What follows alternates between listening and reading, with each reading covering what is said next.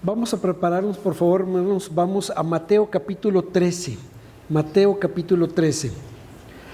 Falta poco para terminar esta serie de enseñanzas de las parábolas del reino. ¿Sí? Mateo capítulo 13, versículos 47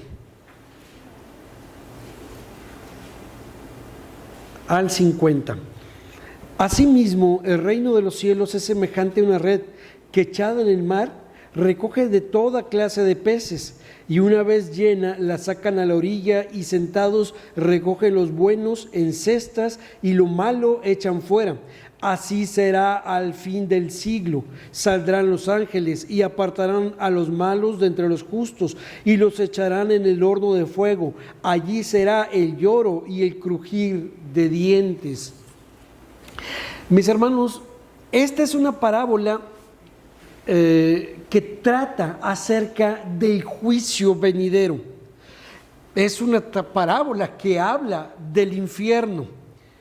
Esta enseñanza la voy a dividir en 3 puntos bien sencillos, no tiene ninguna complicación.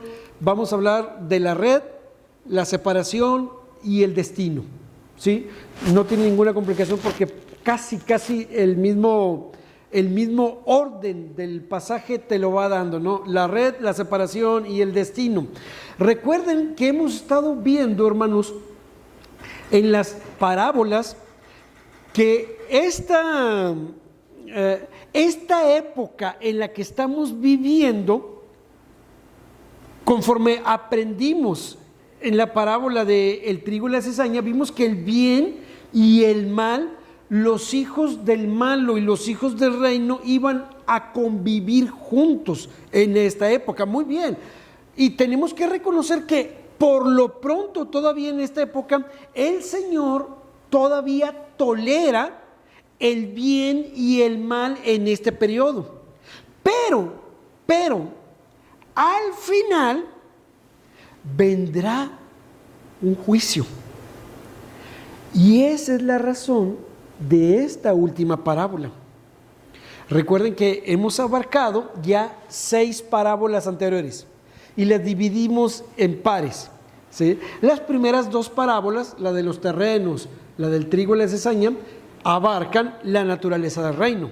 Las siguientes 2 parábolas, la de la semilla de la mostaza y la levadura, hablan del poder creciente del reino, ¿sí? Y las otras 2 parábolas que vimos también la semana pasada, la de el tesoro y la perla, esas tienen que ver con el valor del reino, ¿sí? Y ahora vamos a llegar a esta última palabra, ¿sí? A parábola que trata del final, del juicio. Y aquí el Señor Jesucristo lo que hace es una advertencia, mis hermanos. En pocas palabras, Él está diciendo que en el final de esta historia habrá una separación eterna. Habrá una separación entre los condenados de los redimidos. Esa es la enseñanza de esta parábola. ¿Sí? Es una advertencia, necesito que estén aquí. ¿Sí? Esta es una advertencia esperanzadora para los hijos de Dios, pero también es una advertencia aterradora para los que no han sido salvados todavía. Dice en el 47, asimismo, el reino de los cielos es semejante a una red que, echada en el mar, recoge toda clase de peces. Muy bien, esto no iban a batallar para nada en entenderlo sus discípulos. De hecho, varios de ellos se dedicaban a la pesca, ustedes saben de eso. Así que para ellos era común lo que el Señor Jesucristo les iba a decir y lo iban a entender con toda claridad. La red de la cual está describiéndose aquí en este pasaje, hay distintos tipos de redes. Ustedes, los que han vivido cerca de algún lago, laguna, mar, saben que existen diferentes tipos de redes, ¿no?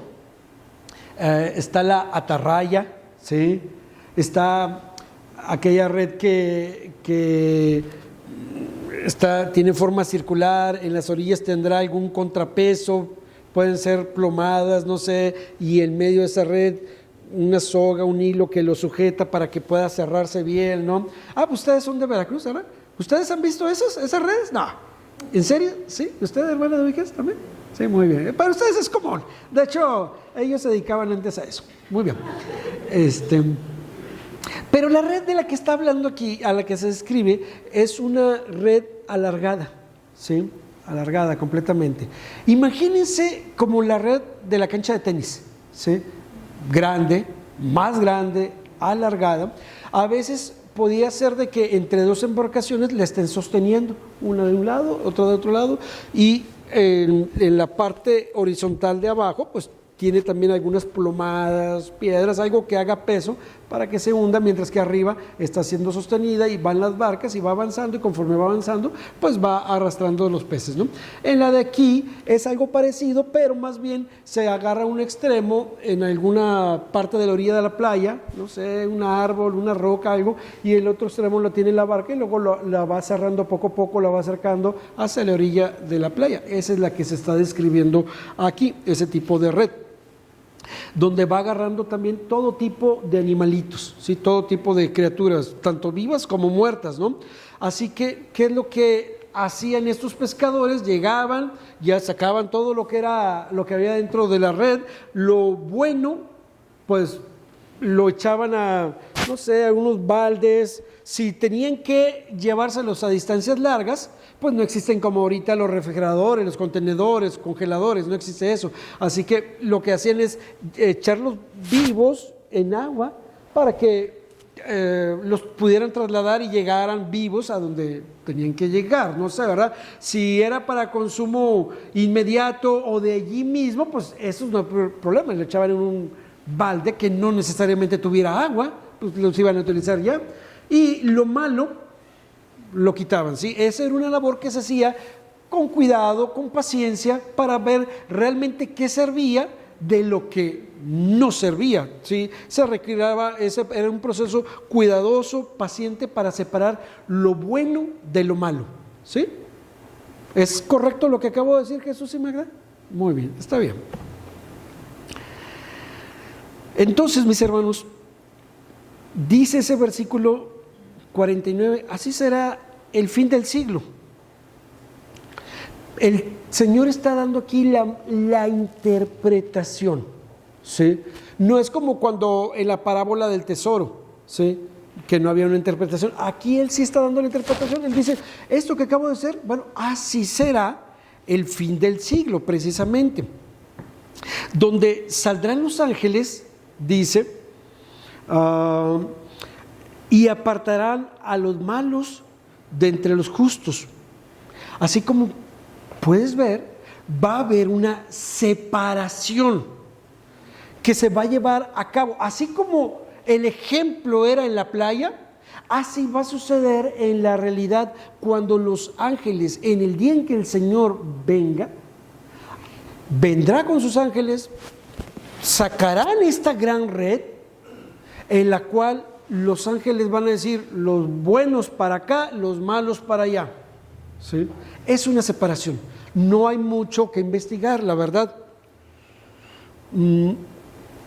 Así que a lo largo de toda esta era, esa red del Señor va trayendo, o sea, al reino de Dios toda clase de peces, buenos y malos. Ahora, algunos piensan que entonces la iglesia está compuesta por peces buenos, peces malos, es decir, los hijos del malo y los hijos del bueno, los hijos del reino. La cuestión es que no está hablando de la iglesia, está hablando del reino, ¿sí? Y por eso desde el principio, cuando empezamos esta serie de enseñanzas de las parábolas del reino, yo tenía que hacer la aclaración de a qué se refiere con el reino. Aquella esfera donde el Señor gobierna, sí, gobierna en todo el universo, pero donde están también sus súbditos, ¿sí? Pero también hay gente que no es parte del reino. Esa vez me acuerdo que les puse el ejemplo, por decir, les puse ese ejemplo en aquel entonces. Dije, es como por decir Estados Unidos. A lo mejor podemos pasar indocumentados, vivir en Estados Unidos, tener beneficios de Estados Unidos, y sin embargo no somos ciudadanos de Estados Unidos. ¿Se acuerdan que les dije eso? Muy bien, el reino es así. El reino está compuesto por gente que pertenece a los súbditos del reino, pero también por gente que no pertenece al reino y sin embargo está dentro de ese reino. ¿Me estoy explicando? ¿Sí? Así es el reino de Dios. Está compuesto por gente que pertenece realmente al reino de Dios, como gente que no lo es, peces buenos de peces malos, ¿no? Pero ese día vendrá y el Señor le va a ordenar a sus ángeles hacer esa separación, y Él hará la separación de los súbditos del rey con aquellos que no lo conocen. Y esta separación es inevitable. Sucederá. Y no solo es informativa, sino realmente esta parábola debería de causar, como les decía ahorita, cierto terror y cierta esperanza. Esperanza para los hijos de Dios, terror para los que no son hijos de Dios, porque va a haber una separación, hermanos. Es la misma verdad que fue enseñada en el trigo y la cizaña. ¿Se acuerdan que los súbditos le dijeron, Señor, cuando empezaron a ver que empezó a crecer la cizaña junto con el trigo, ¿quieres que la arranquemos? ¿Qué dijo el Señor? No, déjalo que crezca junto hasta el día del juicio, ¿sí? Hasta el día de la siega. Y entonces sí, van a separar el trigo de la cizaña, ¿sí? ¿Y a dónde iba a ser llevada la cizaña? Miren, versículo número 41. Dice, enviará el Hijo del Hombre a sus ángeles y recogerá de su reino a todos los que sirven de tropiezo y a los que hacen iniquidad, y los echarán en el horno de fuego. Allí será el lloro y el crujir de dientes. Entonces los justos resplandecerán como el sol en el reino de su Padre. El que tiene oídos para oír, oiga.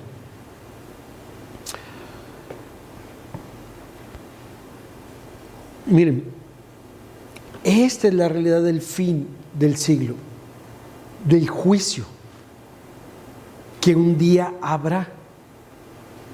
El Señor es seguro completamente que lo va a llevar a cabo. Dice en ese versículo 49, así será al fin del siglo. Es cuando el Señor Jesucristo regrese en su gloria y junto con Él va a traer también el juicio. Todo el mundo está atrapado en esa red. Todo el mundo, excepto que unos son peces buenos y otros son peces malos. Y en el día de juicio van a ser separados. Los ángeles son los que van a hacer esta separación. En Mateo 25:31 dice, 25:31, cuando el Hijo del Hombre venga en su gloria y todos los santos ángeles con él, entonces se sentará en su trono, versículo 32, y serán reunidas delante de él todas las naciones y apartará los unos de los otros, como aparta el pastor las ovejas de los cabritos. Entonces, en el 34, entonces el rey dirá a los de su derecha, venid, benditos de mi Padre, heredad el reino para vosotros desde la fundación del mundo. En el 41, entonces dirá también a los de la izquierda, apartaos de mí, malditos, al fuego eterno, preparado para el diablo y sus ángeles. El Señor Jesucristo, Él enfatiza esta separación en el final del siglo. Cuando se refiere al siglo es en el día de juicio, no porque haya terminado 1999 y entra el año 2000, es un cambio de siglo. No está refiriendo en esos términos, sino está refiriendo a ese día de juicio. Miren, es cierto también que el Señor ha declarado que Él no se agrada de la muerte del impío. sino que más bien que el impío se vuelva de su mal camino. Eso aparece en Ezequiel 33:11. También el Señor ha dicho que Él no quiere que ninguno perezca. También ha dicho el Señor que Él quiere que todos los hombres sean salvos en 1 de Timoteo 2:4. Pero es real también que Él va a traer juicio y condenación en ese día final. Y va a haber esa separación. Estaba viendo ayer, antier, un video. Hace como un año sucedió, pero el video tiene poco tiempo de que lo sacaron. Sucedió hace poco, creo, hace como un año. Fue en Finlandia, Noruega, algún país nórdico, Finlandia creo, hubo una competencia de gimnasia, puras niñas chiquitas, ¿sí? Puras niñas chiquitas, ¿no? Y era momento de, pues, darles su medallita, su reconocimiento, y estaba en una fila como unas 6, 7 niñas, ¿no? Chiquitas las niñas, 6, 7, 8 años, no sé, 10 años.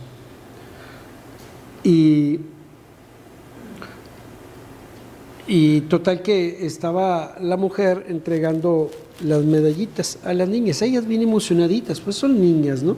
En su gimnasia y todo. Y les entrega la medallita. Y más o menos a la mitad estaba una niñita, ¿qué color lo tengo que decir? Afro, ¿verdad? O sea, yo creo que era de ahí, de ese país, pero afro, ¿verdad? Es que ahora se toma como algo racista, ¿verdad? Si yo digo, no, es que es una niña negrita, aunque lo diga con cariño y con respeto, se toma como racismo, la verdad, aunque no lo digas probablemente tú con esa intención, pero bueno, así se toma. ¿Y qué hace esta mujer, la que estaba entregando esas medallitas? ¿Sí vieron ese video o no? ¿Nadie lo vio? Ok. Va con la niña, se la pone, todas las niñas se inclinaban y todas las niñas, y la que seguía se inclinaba, llega con ella y la brinca, y la niña se queda extrañada.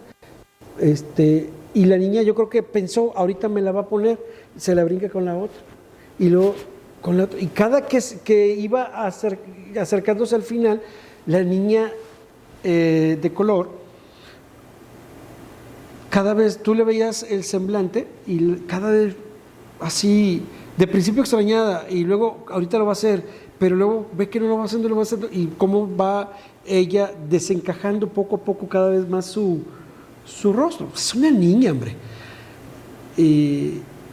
Total, creo que ya castigaron a esa mujer y no sé qué habrán hecho, ni qué castigo habrá sido, la verdad, lo que le hicieron, y tuvieron que ir con la niña y levantaron también un informe de pedir disculpas y todo eso, ¿no? Los organizadores, por eso que se hizo. Pero tú veías a la niña que a ella, eso fue racismo, ustedes lo saben, pero tú veías el rostro de la niña que ella sintió feo que hiciera una separación con ella. Pues por eso lo estoy comentando. A veces nosotros pensamos, o sea, o tal vez si tú no has sido salvado todavía, o sea, tú digas, voy a estar separado, bueno, ¿y qué? Si esa niña sintió bien feo, y si tú a veces te has llegado a sentir relegado en algunas ocasiones, imagínate en ese día en el que será una separación final, eterna, donde no tendrás la oportunidad como esta niña de que se te pida una disculpa y se haga una resarza el daño. No habrá eso. Sabrás que es definitiva, dolorosa. Miren, así que los hombres quizás no estén percibiendo el avance del reino, que esa red está avanzando, pero esa red está avanzando y está avanzando y está avanzando y está llevando toda esa cantidad de peces, toda esa diversidad de peces, vivos y muertos, y tal vez no se están dando cuenta, pero un día esa red terminará por llegar a la playa. Y entonces Los sacarán y separarán los buenos de los malos. Es inexorable ese momento. El Señor Jesucristo hizo esa separación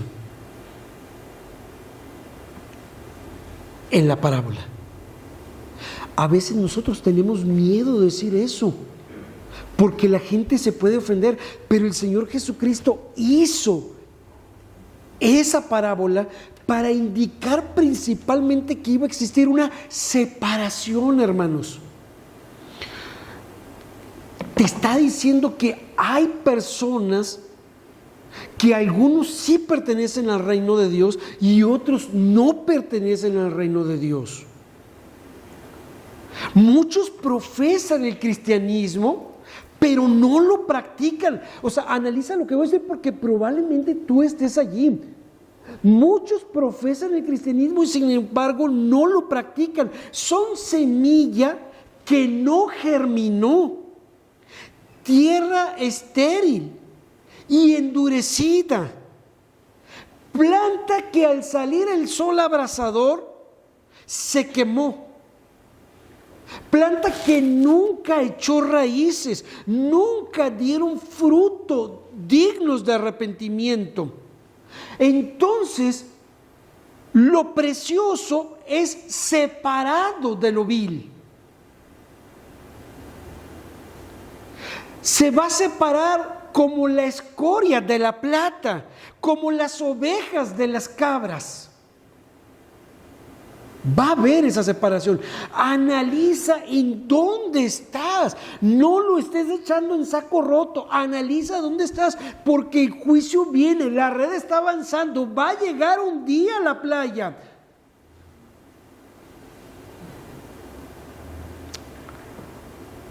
Sí, en la Biblia hay ejemplos que se dieron desde mucho antes de esa separación.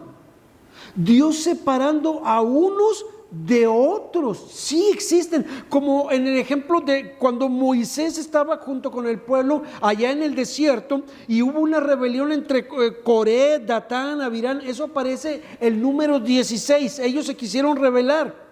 Y dice en el versículo 23, entonces Jehová habló a Moisés diciendo, habla a la congregación y diles, apartaos de en derredor de la tienda de Coré, Datán y Abirán. Y les vuelve a decir, apartaos ahora de las tiendas de esos hombres impíos. ¿Qué sucedió? La tierra abrió su boca. Y fueron tragados ellos con sus bienes, con sus familias, todo lo que tenían, junto con ellos mismos, descendieron al Seol. Vivos, dice la Biblia, descendieron vivos al Seol. La tierra los cubrió. Sí, el Señor ha dado muestras de esa separación. Podríamos decir, ¿es un Dios horrible? No, es un Dios justo. En primera carta de Juan 2:19 dice, salieron de nosotros, pero no eran de nosotros. Voy a hacer una aclaración que hace un tiempo hice, ¿sí?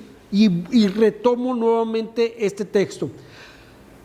Yo no quiero cometer el error que algunas veces algunos pastores hacen, porque se fue una persona de la iglesia, lo tomamos como si ya no fuera entonces una persona cristiana y le aplicamos ese texto con toda la mala intención de decir, se fueron de nosotros porque no eran de nosotros. No, mis hermanos, en el caso de Maranata tenemos que reconocer que sí, probablemente algunos se fueron de nosotros porque no eran de nosotros, pero no va a ser así siempre en todo el caso. Hay personas que no están ya en Maranata, pero no significa que no hayan sido salvos.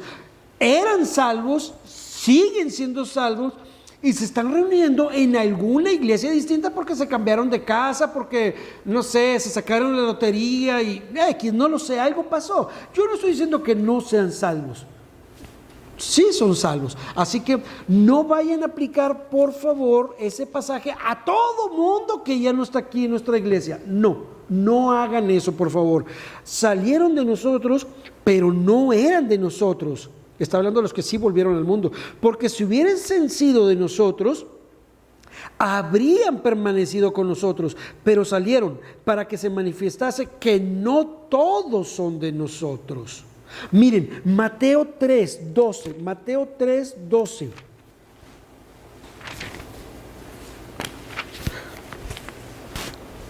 Mateo 3:12 dice, esto es lo que está diciendo Juan el Bautista, ¿sí? Esto lo dice él. Su aventador, refiriéndose al Señor Jesucristo, su aventador está en su mano y limpiará su era y recogerá su trigo en el granero y quemará la paja en fuego que nunca se apagará. Capítulo 7, versículo 19, 7:19. Todo árbol que no da buen fruto es cortado y echado en el fuego. Versículo 21. No todo el que me dice Señor, Señor, entrará en el reino de los cielos, sino el que hace la voluntad de mi Padre que está en los cielos. Mis hermanos, de hecho, el Señor Jesucristo Él habló más del infierno que todos los apóstoles juntos. Volviendo a nuestra cita del capítulo 13, dice en el versículo 50, y los echarán en el horno de fuego, allí será el lloro y el crujir de dientes. El Señor Jesucristo, Él predicó el infierno, Él amenazó a los hombres con el infierno, y hoy nos da miedo, y la gente dice, es que lo amenazas. No, yo no lo amenazo, lo amenaza el Señor. Yo no soy quien para amenazar. Pero el Señor sí, Él es el Rey, el Señor de señores, y Él amenazó con el infierno. Hoy muchos tienen temor de predicar eso. No sea que se ofendan.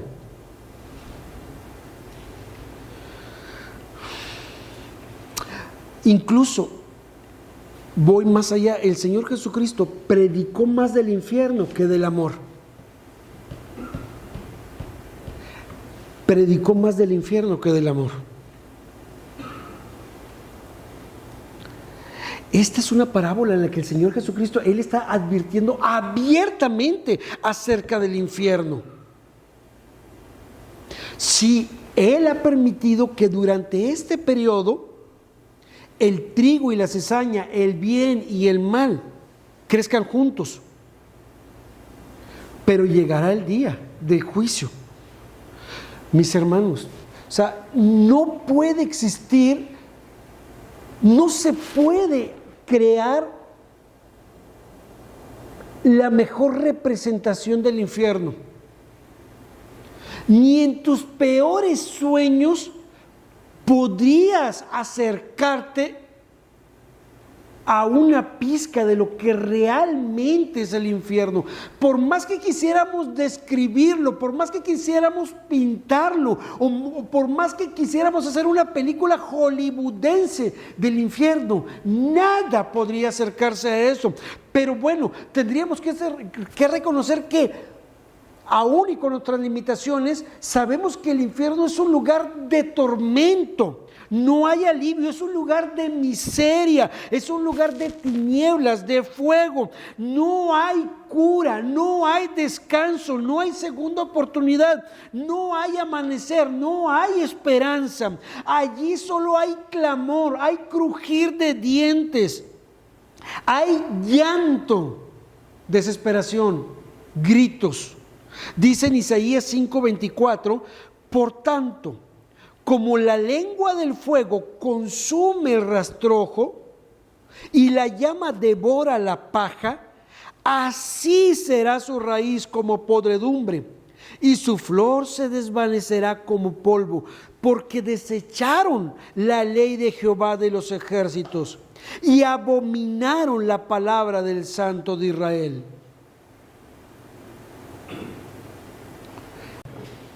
Por eso el Señor Jesucristo quiso cerrar con esta parábola. En Apocalipsis 20:11, un texto pequeñito que dice: el que no se halló inscrito en el libro de la vida fue lanzado al lago de fuego. Es mucho lo que la Biblia tiene que decir acerca del infierno, acerca del juicio. En Juan capítulo 5, en el versículo número 21, Juan capítulo 5, versículo 21, porque como el Padre levanta a los muertos y les da vida, así también el Hijo a los que quiere da vida. 22, porque el Padre a nadie juzga, sino que todo el juicio dio al Hijo. 29, y los que hicieron lo bueno saldrán a resurrección de vida, mas los que hicieron lo malo a resurrección de condenación.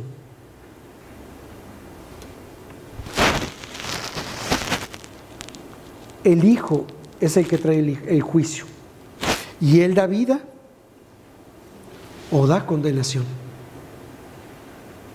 ¿En dónde estás? No te confíes. ¿En dónde estás tú? Y luego dice el versículo 40, de ahí mismo de Juan 5, y no queréis venir a mí para que tengáis vida. Y hasta la fecha sigue siendo así.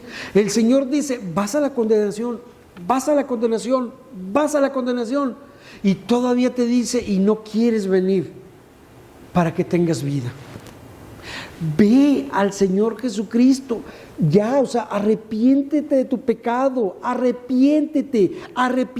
Mira, yo sé por lo que tú vives, porque yo también fui una persona que no era salva. Yo también fui una persona perdida, muerta, una persona que también ofendió al Señor con mis pecados, con mi indiferencia. Arrepiéntete, porque estás bajo el juicio de Dios. Arrepiéntete. Ha sido grave tu ofensa. Mis hermanos, nosotros tendríamos que vivir, yo les decía hace unos minutos, este juicio, saber esta verdad, para el inconverso debe ser aterrador, pero para nosotros debe ser esperanzador, porque no fue en base a nosotros. O sea, tenemos que vivir agradecidos eternamente con el Señor, porque Él te rescató. Si realmente te rescató, te dio vida eterna. Miren, en Efesios 2, ya casi he terminado, Efesios 2, versículo 12. Efesios 2, 12. Dice: en aquel tiempo estaba sin Cristo, alejados de la ciudadanía de Israel y ajenos de a los pactos de la promesa, sin esperanza y sin Dios en el mundo. Pero ahora en Cristo Jesús, ustedes que en otro tiempo estaban lejos, han sido hechos cercanos por la sangre de Cristo. Versículo 16, y mediante la cruz, nosotros éramos enemigos. ¿Qué hizo el Señor Jesucristo? Mediante la cruz, reconciliar con Dios a ambos en un solo cuerpo, matando en ella las enemistades. Nosotros estábamos alejados, nosotros éramos enemigos, y en Cristo Él nos hizo cercanos. En Cristo Él nos reconcilió con el Padre. ¿Cómo viviremos entonces? Mis hermanos, somos salvos, vivamos para el Señor. No vivamos ya en tinieblas, vivamos como verdaderos hijos del reino, agradecidos, esforzándonos. En Él fuimos acercados al Señor. Y la última cita, segunda a los Corintios, capítulo 5. Esta es la última cita. Segunda a los Corintios 5, 18. Y todo esto proviene de Dios, quien nos reconcilió consigo mismo por Cristo. Todo esto proviene de Dios, quien nos reconcilió consigo mismo por Cristo y nos dio el ministerio de la reconciliación, que Dios estaba en Cristo reconciliando consigo al mundo, no tomándoles en cuenta a los hombres sus pecados, y nos encargó a nosotros la palabra de reconciliación. Así que somos embajadores en nombre de Cristo, como si Dios rogase por medio de nosotros, o rogamos en nombre de Cristo. Reconciliados, reconcíliate con Dios. Reconcíliate con Dios. Es en Cristo. Es el que vino, porque éramos enemigos de Dios. Eres enemigo de Dios, alejado de Dios. El Señor Jesucristo vino. Y yo me quiero imaginar, esto es algo representativo, esto es algo romántico lo que voy a decir. No aparece en la Biblia. Esto es algo de mí, un romanticismo lo que voy a decir. Creo que por eso el Señor Jesucristo murió con los brazos abiertos en la cruz. Por un lado, tomando la mano del Padre, por otro lado, tomando la mano tuya para unirnos con el Señor. Esto es pensamiento mío, no aparece eso en la Biblia. ¿Sí? Un romanticismo, como les dije, pero creo que ilustra un poquito lo que hizo el Señor. Reconcíliate con el Señor. Y nosotros, como dice eso, nos dio el ministerio de la reconciliación. Llevemos esa reconciliación por medio del Señor Jesucristo. Arrepiéntete de tus pecados, arrepiéntete. El juicio es inminente. No vaya a ser que te separen y te digan al fuego eterno.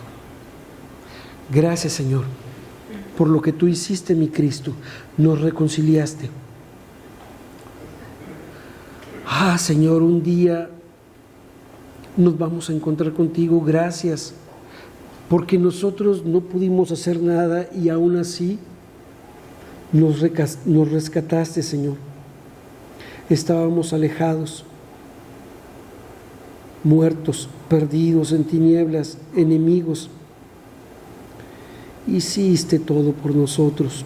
Gracias, mi Cristo, porque en tu sangre y con tu muerte nos reconciliaste con el Padre. Gracias, porque sabemos que un día entonces nos encontraremos y diremos: gracias, Señor. Pero también te ruego por los que entendieron en este mensaje con tu palabra y con tu espíritu, que están alejados y que van al juicio y que están perdidos. Señor, ayúdales por favor a que se arrepientan. Ayúdales, Señor. Reconcílialos, mi Cristo. Muéstrales tu gracia, tu perdón. En nombre de Cristo Jesús. Amén.